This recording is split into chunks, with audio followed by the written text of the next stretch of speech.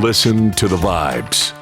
Welcome, everyone, to another episode of Listen to the Vibes. And I'm happy to welcome Gregory Stern here. Now, you are the owner of From the Ground Up Physiotherapy. Did I say that right? That's correct.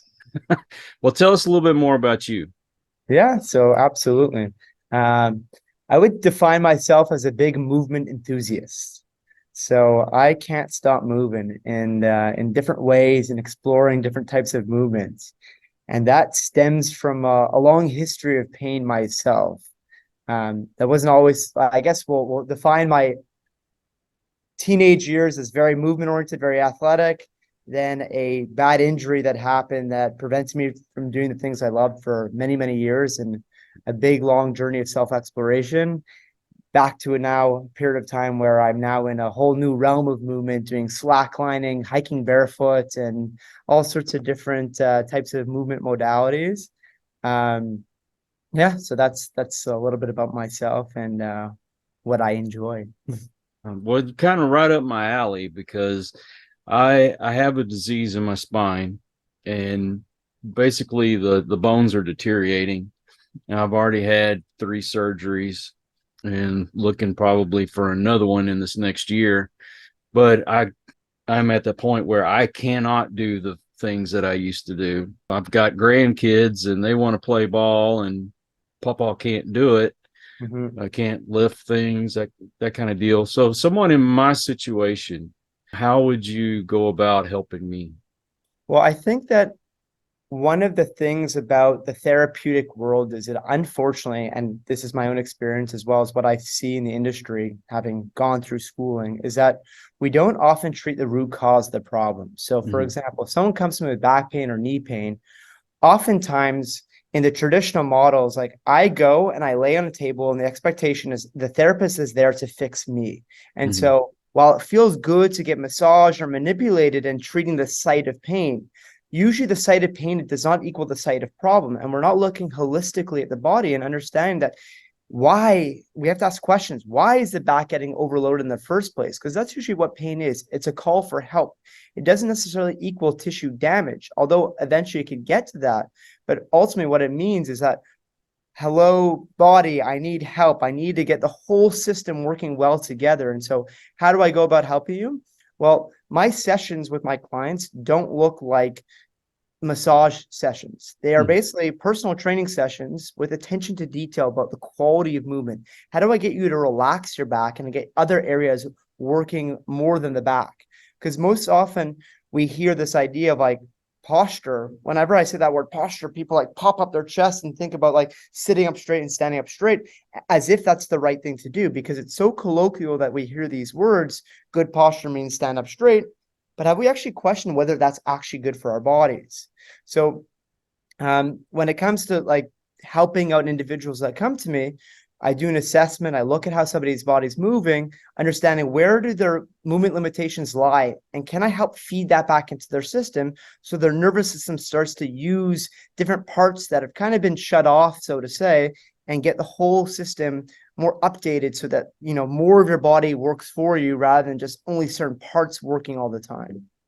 Well, whenever the therapist would come to the house right after my first major surgery, they had me doing, it's almost yoga.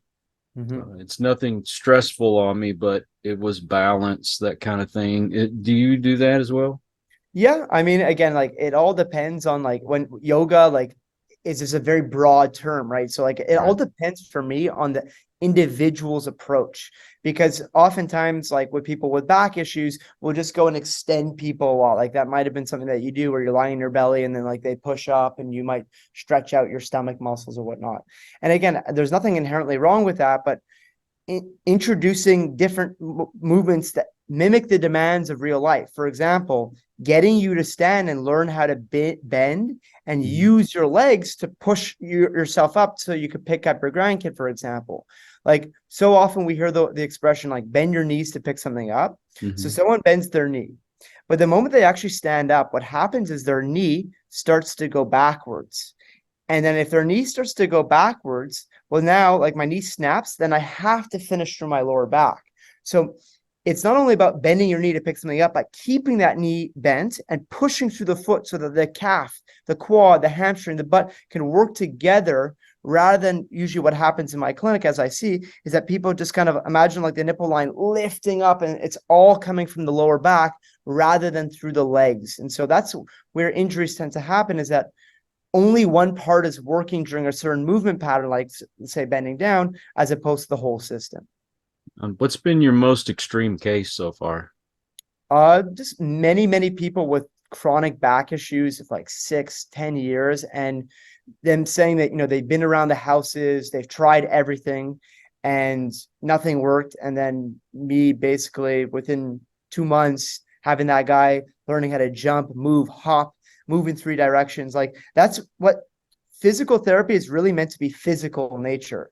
And Right. we forget that word, right? It's not meant to be just these like dinky band exercises or these isolated approaches, but rather like helping someone take ownership of their body and a progressive overload plan that helps someone get back to doing the things they love. And that's always their end goal in mind. And I need to make sure that the things I'm doing look like what the person wants to get back to. Let's say you have someone that works in an office, they're stuck at a desk all day. What would you recommend for them to do? Again, obviously it's multifactorial and depends on the individual and whatnot. But for sure, is like, your best position is your next position. So understanding that like sitting all day is obviously not great for anyone, but it's not just about sitting in a chair. Like, if you work at home, for example, maybe you're going to sit on the floor a little bit. Maybe you're going to stand a bit. Maybe you're going to go for a walk, take a call while you're on the move, and not just always be in one single position. The other thing to say is that what I would suggest to people is let go of this idea of always needing to squeeze and sit up straight. Because when we sit up straight, what we're doing, if like everyone who's listening takes their hands and they squeeze their hands together very hard, right? So if I'm squeezing my hands for like a good 5 seconds and I let go, what I'll feel is a lot of tension in my forearms, my hands. And I'm going to ask you, okay, now I want you to take your hands and squeeze them together for the next 10 hours. Like, I don't want to do that. Well, what about the lower back? When we sit up straight often and try to squeeze ourselves all day long, we're kind of just creating that same type of tension. And so if we think back to ancestral times, what did we used to do when we were sitting around? We would be in a deep squat position, right? And so many people around the world at 80 years old in India has no problem being in a deep squat. But in North Americans, I'm in Canada, like I have many 25-year-olds that come to me that can't exhibit a deep squat position. And it's not because Indians or Asians or, that part of the world where they tend to exude it more. They don't have different hip anatomy. They just use these positions as part of their regular everyday life. So sometimes sitting in a deep squat may be an option. But the point to make is that when you're in a deep squat, you'll appreciate that your back is actually slouched and relaxed. But then when we go and we sit up straight, we're like always holding that tension. So it's just making it a dynamic office environment where you're not static all the time is, I guess, a short answer to a long response. I went from one extreme to another. I used to work construction and then I worked for the city. So I was in public works. Used to be the guy that was fixing pipes and that kind of thing. And then I went to running the backhoe. Mm-hmm. Well, you get on that heavy equipment, you're doing like this all day long. For sure. And I got back problems from that. Yeah. And unfortunately, with my diabetes, I found out that's what caused the disease that started breaking everything down. But the back pain, I would rather deal with the back pain I had back then. Yeah. Because at least, you go, you get a shot, and a few days you're doing okay. With this is a lifetime thing. Yeah. And then from doing all that, now I'm not able to do much of anything. Mm-hmm. So I would like to do more. I would like to get stronger. So I'd be able to come in and you would assess me and still be able to help me even though I have that problem. I would say, like, confidently, I would say yes. Again, I have to meet the individual where they're at and show them different positions. Like, for example, just learning to stand up the chair. And there's a way of standing up from our chair where we can really use our legs and our back.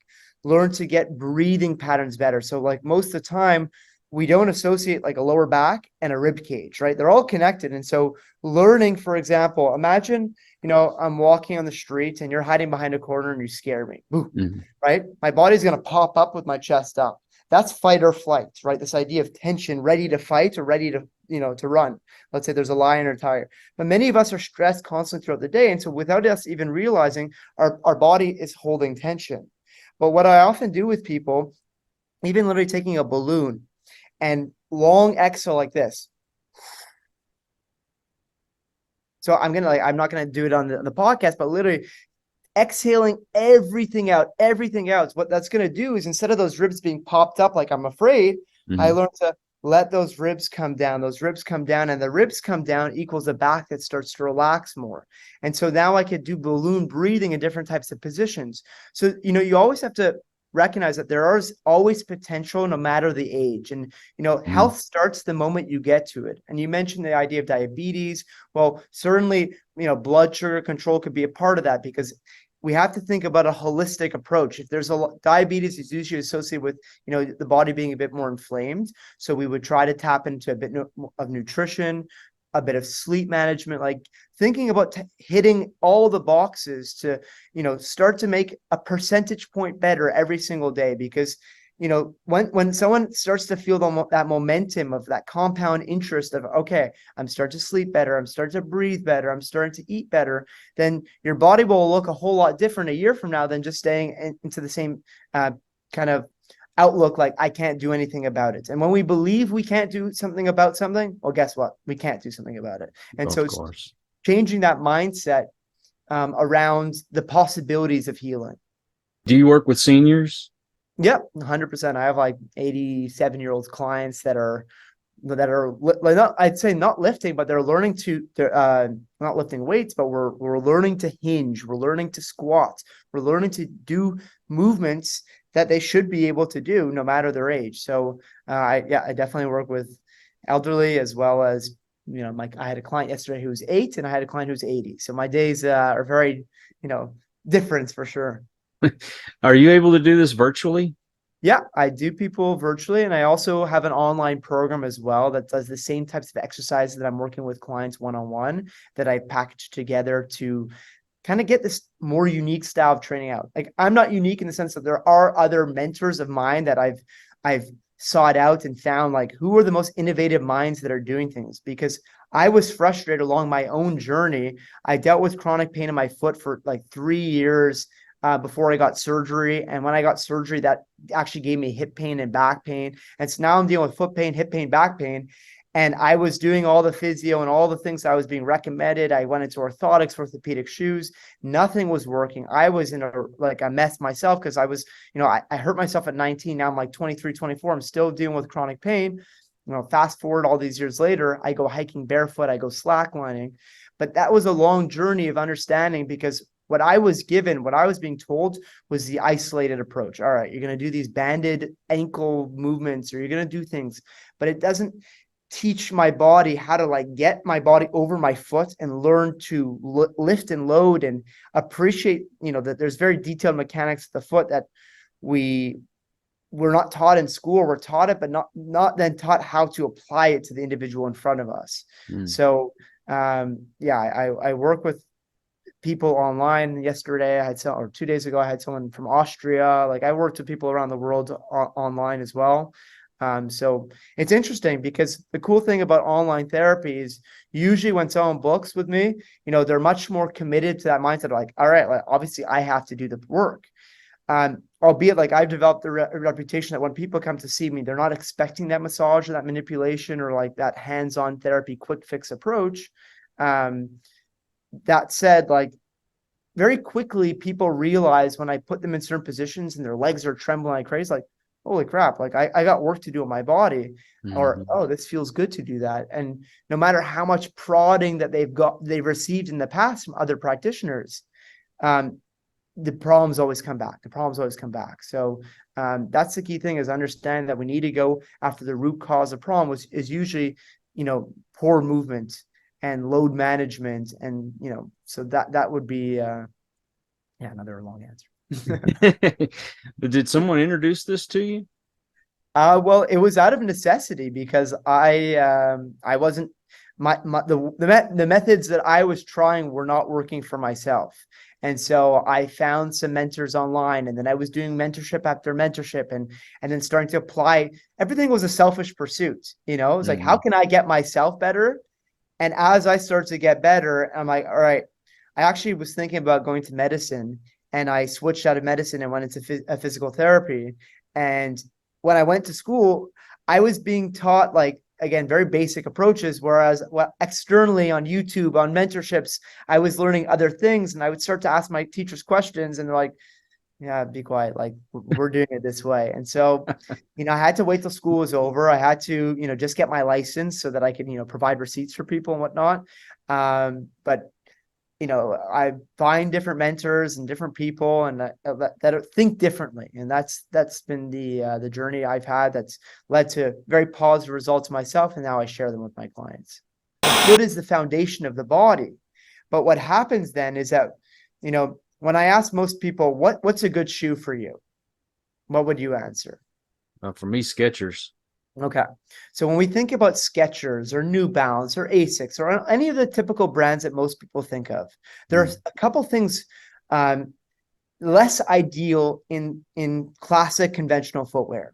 So if we look at a high-heeled shoe that's very pointy, we'll obviously agree, okay, well, you're wide foot, at birth, or we look at indigenous cultures around the world, but obviously not fit inside a high-heeled shoe. But I would say to a lesser extent, every single shoe on the market that everyone's aware of, there are brands that I could discuss afterwards. When your wide foot goes on top of that shoe, it does not fit within the confines of the shoe. So you don't necessarily have snow in Texas, like you said. Maybe you did last year. I don't know. I think it was a snowstorm, right? But Oh in yeah. Montreal, it's freezing cold in the winter, like minus 25 Celsius. And so when I'm wearing gloves, right? If I want my fingers to be able to move individually, I would wear gloves. I wouldn't wear mittens. But imagine I wore mittens my whole life. So the idea that the four fingers are always pushed together. Now, I wouldn't ever be able to type, text if my hands were always glued together. But the Mhm. same thing applies to our feet. Our feet are meant to be spread out. And now inside of your Skechers, your toes are a little bit more compressed than they ought to be. And so what happens is, imagine that like wide tripod is being like pushed together, and so the balance of the foot goes off. So when we think about bunions and mortise neuroma and plantar fasciitis and all the types of diagnosis that we hear about, part of it is it's a shoe problem, not a foot problem. So Mhm. we had this idea of a narrow toe box. We also think about most shoes are higher at the heel than the toe. So obviously a high heeled shoe, as the name implies, is high heeled. But most Asics or Skechers are actually slightly higher at the heel than the toe. And what that does to my body is it pushes it forward. And so Mhm. now I have to arch my back. I have to bend my knees just to prevent myself from falling over. So we have this idea of wide and flat, which most shoes don't respect. And then the idea of flexible, because if I broke my arm and I was in a cast for 6 weeks, well, what happened to my arm afterwards? It'd be pretty freaking stiff and I lose my muscle. Oh But yeah. when we start to take most shoes and we try to move them like an Asics, it's like motion control, rigid. We hear those words and we're like, good. But is it actually good if the foot is actually meant to move?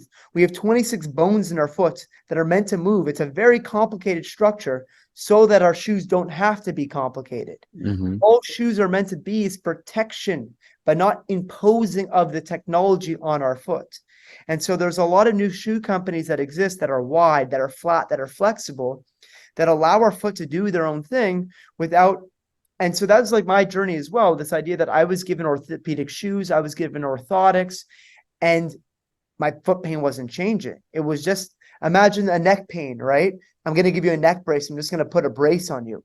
Well, if you're after a car accident, maybe that will make sense. But am I going to keep that neck brace on you for like years and years to come? Oh no. Obviously not, but that's kind of the logic that we're applying at our feet. So it makes no sense. And so this from the ground up approach is appreciating we need to kick off our shoes. We need to get barefoot. But obviously for a lot of people that are so used to using their shoes, it's a transition process. And I help guide people through that by like getting them into these wider shoes, by doing certain exercises that teach them how to start feeling again, because we kind of think about our feet as these like pieces of meat that go inside our shoes and we forget about them all day long.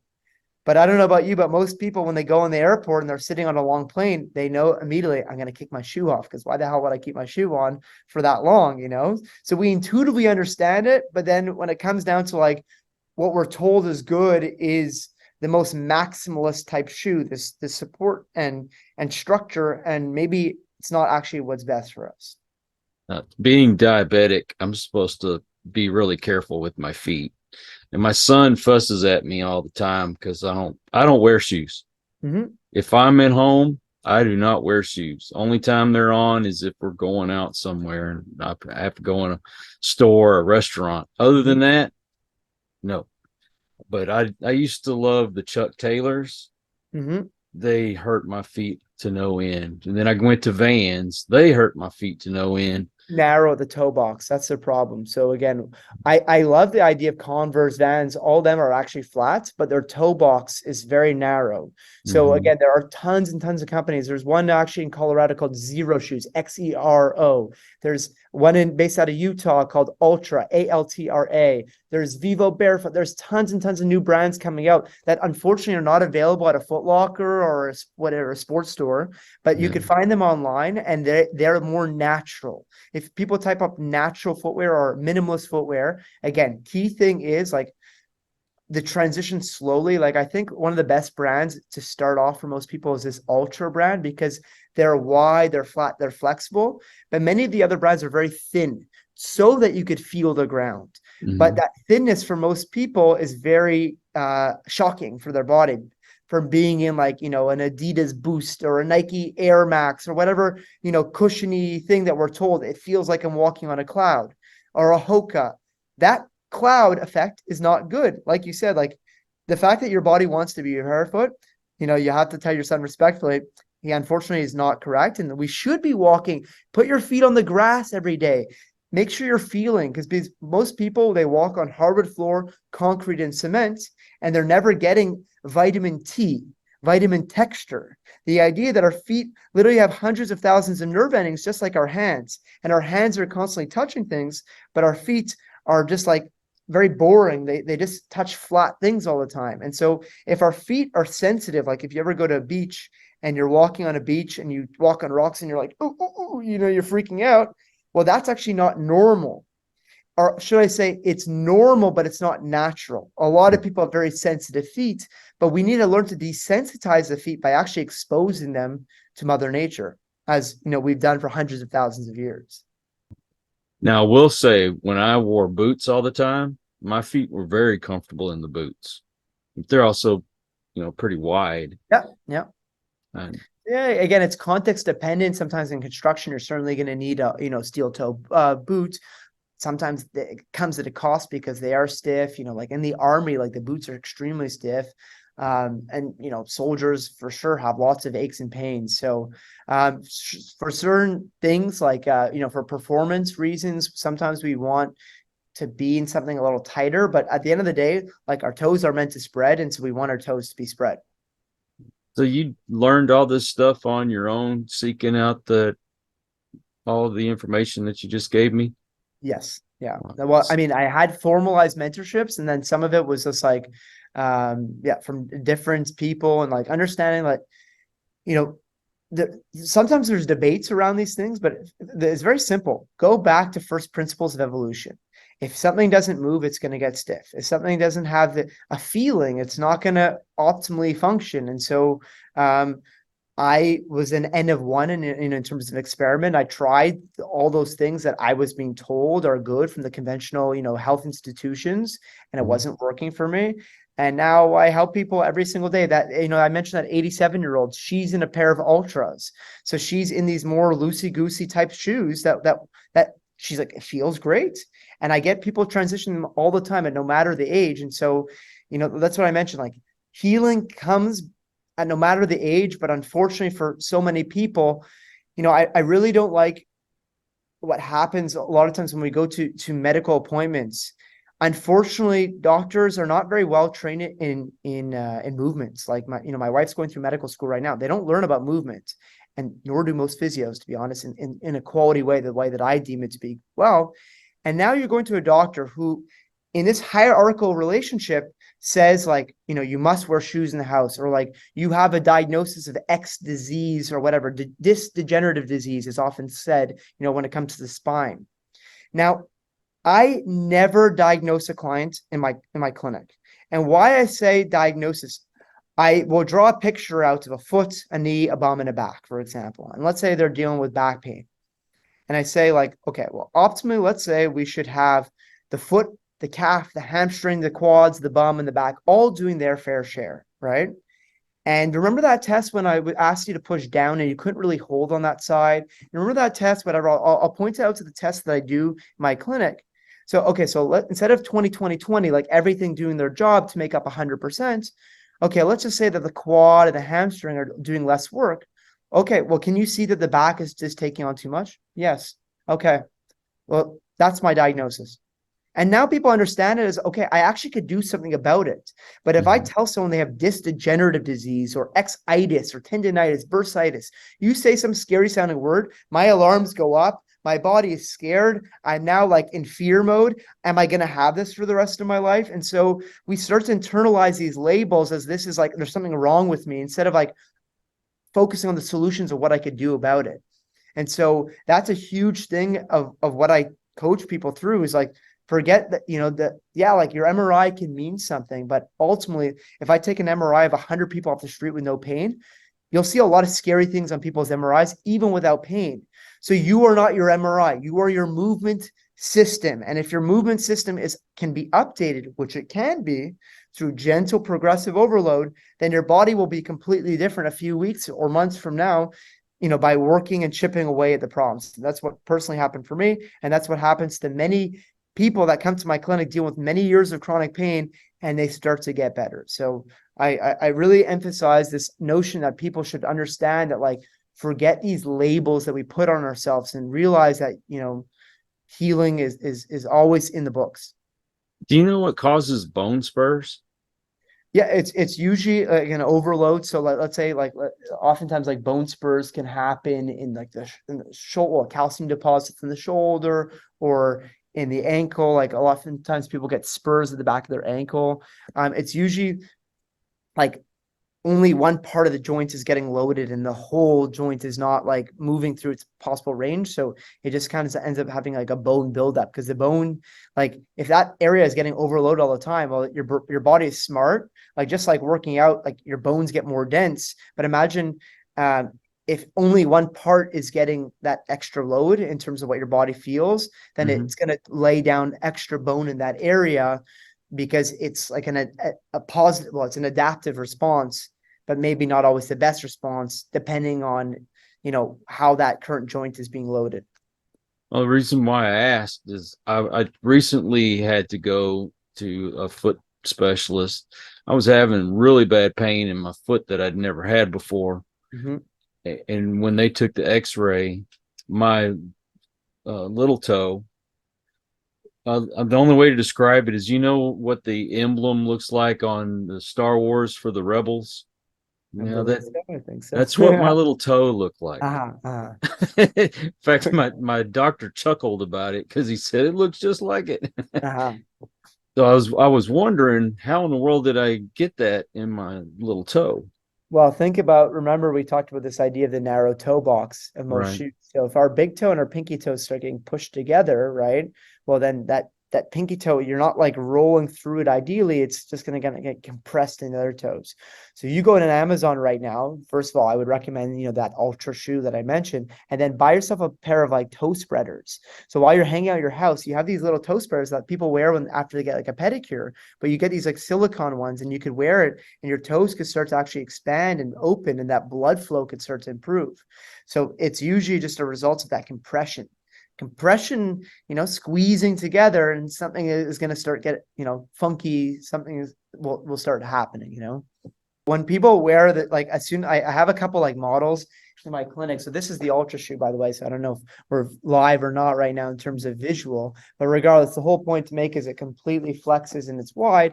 And what you'll notice is that when I get people in them, they're like, wow, like immediately they feel a difference. And there's a reason why I bring them in my clinic, not to be a shoe salesman, but more just like, I want you to go out and seek this out, because feeling is believing. The moment that you feel that it feels like, okay, let's put one of your shoes on and one of my shoes on. And you're like, well, my toes aren't squished here.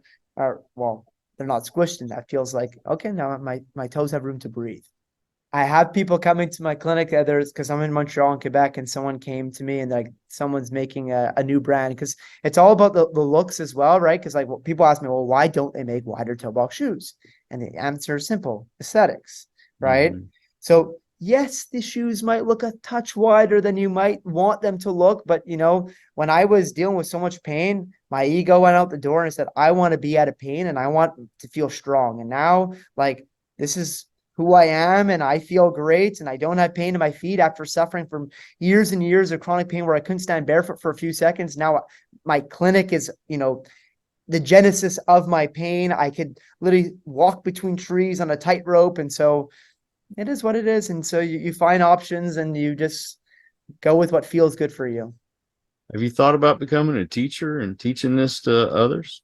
Definitely. I popped an ad about Mind Valley the other day. It's a platform on personal development. And I think someone said, in order to change the world, you need to change education. And one person at a time here is great. And I've been doing more group classes because naturally seeing, I see like 8 to 10 clients a day, and the energy is a lot. And that's why, first of all, I made this online program available so that I could reach out to the masses and help people in that way, even if I can't see them one-on-one. But ultimately, if every single one of my clients is coming to me and saying, well, I tried everything and everything is really, in my personal opinion, is not much in terms of actually loading the body, well, you have to hit at the higher level, which is the teachers of all these people. So, teaching other physiotherapists, other chiros, other people to learn these methodologies. But that is a project for the future for sure. But well, yeah, I'm sure other people would love to get certified doing what you're doing. Do you have a website? Yeah, groundupphysio.com. All right. Did you say that you wrote a book?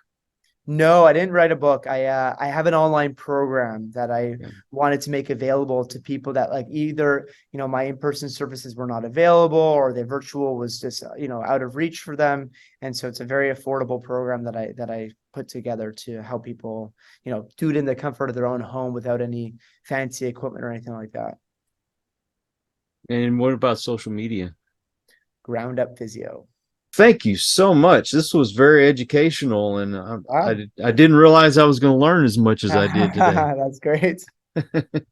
But Gregory, again, man, best to you. Thank you very much. And I also want to thank all you folks out there. If you are new to the channel, well, I hope you'll come back, hit that subscribe button. And for the rest of you that have come back and stuck with me all this time, I appreciate you so much, because without you, I just wouldn't be able to do this. And until the next one, everyone, please take care. Be kind to one another. God bless and peace. We hope you enjoyed this episode of Listen to the Vibes. You can catch us on Buzzsprout or wherever you listen to your favorite podcasts, and on YouTube. Follow us on Facebook at The Vibes Broadcast Network